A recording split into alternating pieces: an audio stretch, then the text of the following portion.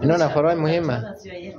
علی اکبر خدا، نیما پوشیخ، یوشیخ، دمت گرم.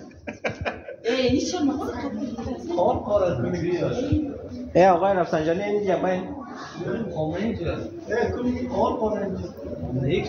یعنی خیلی آشنا معلوم میشه. امیر ناصر کاتوزیان.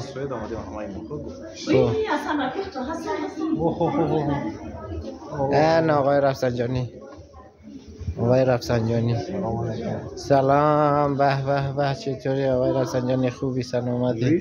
آقای هاشمی رفسنجانی. هاشمی بخشش باشه دیگه، نتونستیم دستش نازدی.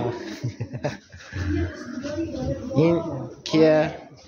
این شیخ عبدالحمد قهرمان. این غلام رضا تختیه. این کشتیگیره. آره این کشتیگیره. بخشش باشه دیگه، ما نتونستیم بیاییم از شما سر بزنیم. این کیه؟ این سهراب سپهری. سهراب سپهریه.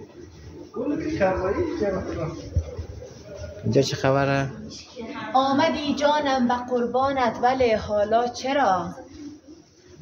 بی‌وفا حالا که من نوشدار روی بعد از مرگ سهراب آمدی. دل این چیز زودتر میخواستی، حالا